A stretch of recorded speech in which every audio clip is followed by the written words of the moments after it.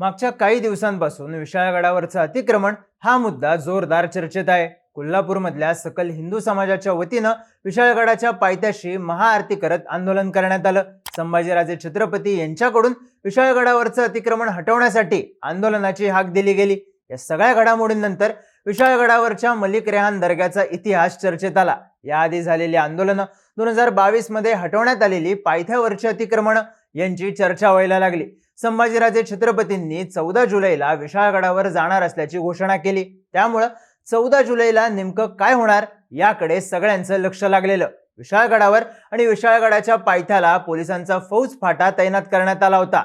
त्यानंतर दुपारच्या सुमारास बातम्या येऊ लागल्या त्या विशाळगडावर दगडफेक आणि जाळपोळ झाल्याच्या।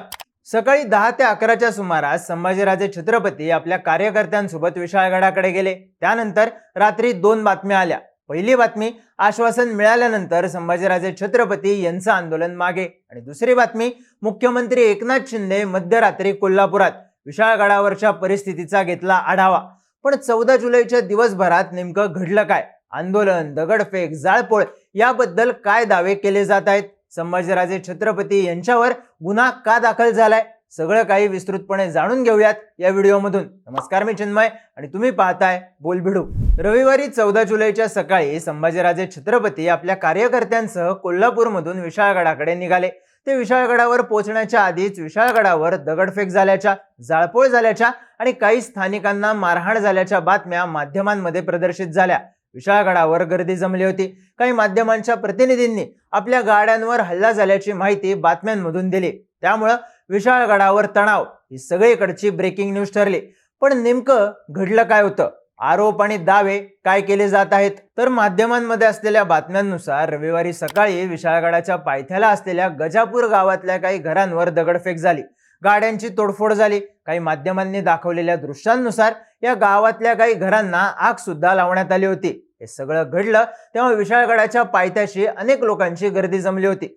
पोलिसांनी या गर्दीवर सौम्य लाठीचार्ज सुद्धा केला, पण तरीही आंदोलकांची आक्रमकता थांबवण्यात पोलिसांना यश आलं नाही असं बोललं जात आहे। स्थानिकांनी माध्यमांना दिलेल्या माहितीनुसार घरात घुसून सामानाची नासधूस करण्यात आली। शासनानं आम्हाला काहीही सहकार्य केलं नाही, संरक्षण दिलं नाही।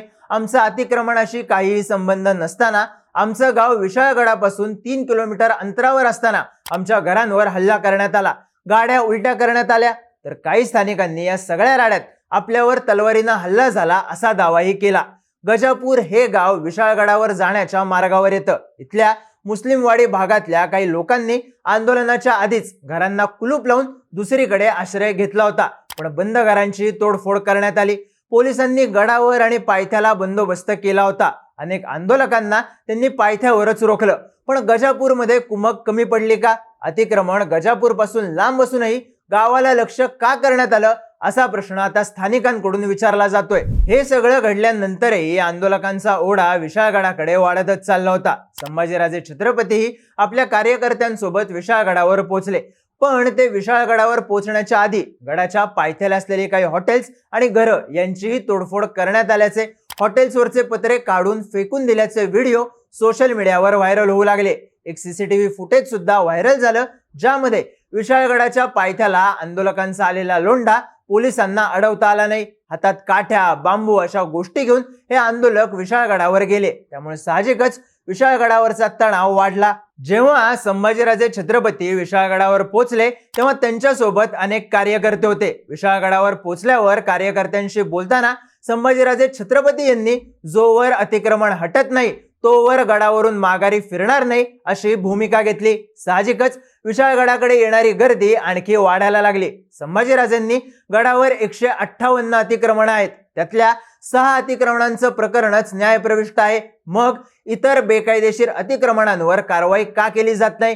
छत्रपती शिवाजी महाराज आणि त्यांच्या गडकोटांबद्दलचं कोणतंही पोकळ आश्वासन शिवभक्त खपवून घेणार नाहीत अशी भूमिका घेतली।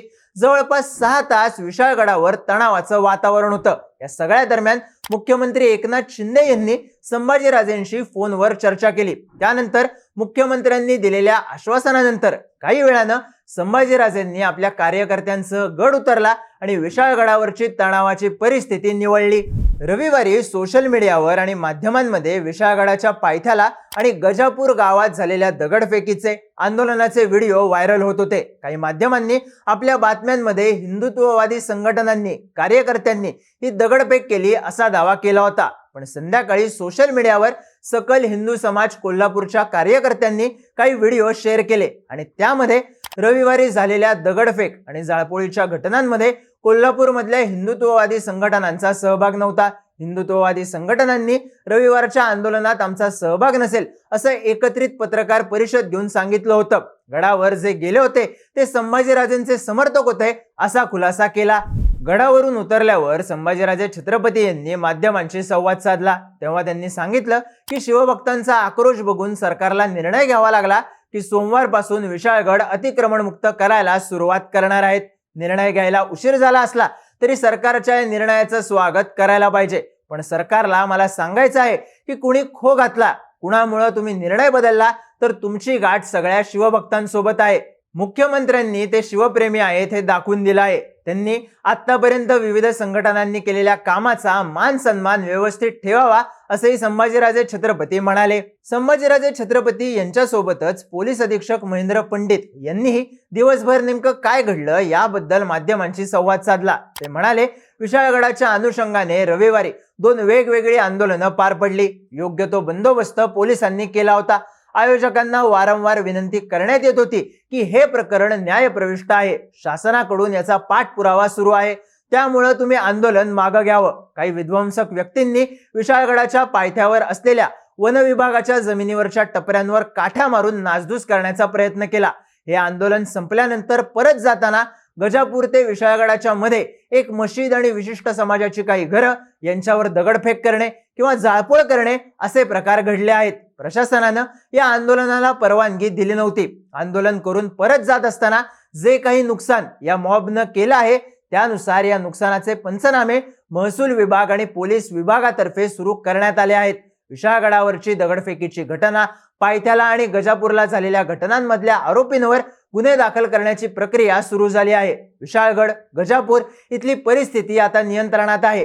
दिवसभर या सगळ्या घडामोडी घडल्यानंतर मध्यरात्री 1च्या सुमारास मुख्यमंत्री एकनाथ शिंदे कोल्हापुरात पोहोचले. मुख्यमंत्री पंढरपूर दौऱ्यावरून मुंबईला परतणार होते, पण त्यात बदल करून ते कोल्हापुरात आले आणि विशाळगडाच्या परिस्थितीबद्दल माहिती घेतली. रविवारी दुपारी माध्यमांशी बोलताना मुख्यमंत्री एकनाथ शिंदेंनी विशाळगडावरच्या अतिक्रमणाबाबत माझे संभाजीराजे छत्रपती यांच्यासोबत चर्चा झाली आहे. विशाळगडाचे पावित्र्य जपले जाईल असंही संभाजीराजे छत्रपती यांना सांगण्यात आलं आहे. दगडफेकीबाबतही जिल्हाधिकाऱ्यांसोबत चर्चा झाली आहे. गडावरचं अतिक्रमण काढून त्याचं पावित्र्य जपलं पाहिजे, गडकिल्ल्यांचं ऐतिहासिक महत्त्व जपलं पाहिजे अशी भूमिका शासनाची सुद्धा आहे. फक्त विशाळगडच नाही तर प्रत्येक गडकिल्ल्याबाबत शासन नक्की विचार करत आहे. कायदेशीर आणि इतर बाबी तपासून विशाळगडाच्या अतिक्रमणाबाबत योग्य ती कारवाई केली जाईल अशी प्रतिक्रिया दिली होती. त्यानंतर मुख्यमंत्री थेट कोल्हापुरात आल्यानं आणि आयजींकडून त्यांनी माहिती घेतल्यानं त्यांच्या या दौऱ्याची चर्चा वाढली. रविवारी रात्रीच तोडफोड प्रकरणात सहभागी झालेल्यांवर गुन्हा दाखल करण्याची प्रक्रिया सुरू झाली होती. शाहूवाडी पोलीस ठाण्यामध्ये जवळपास 500 लोकांवर गुन्हे दाखल करण्यात आले.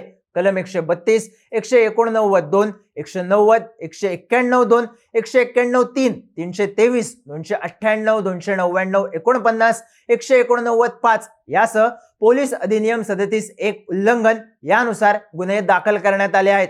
पुण्यातल्या रवींद्र पडवळ यांच्या नेतृत्वातही विशाळगडाच्या पायथ्याला आंदोलन झालं.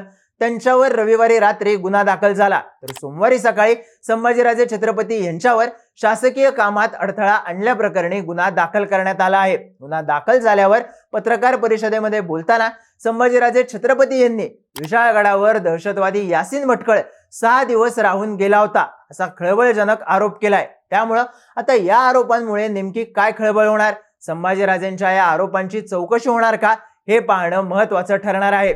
या सगळ्यात विशाळगडावरचा मलिक रेहान दर्ग्याच्या आजूबाजूचं बांधकाम, दुकानं, टपऱ्या आणि इतर अतिक्रमणावरून सुरू झालेला हा वाद आता आणखी चिघळणार का, अतिक्रमणाबाबत नेमकी काय भूमिका घेतली जाणार हे पाहणं महत्त्वाचं ठरणार आहे. या घडामोडींबद्दलच्या तुमच्या प्रतिक्रिया कमेंट करून नक्की सांगा आणि माहितीपूर्ण व्हिडिओज पाहण्यासाठी बोलबिडूच्या YouTube चॅनलला सबस्क्राईब करायला विसरू नका.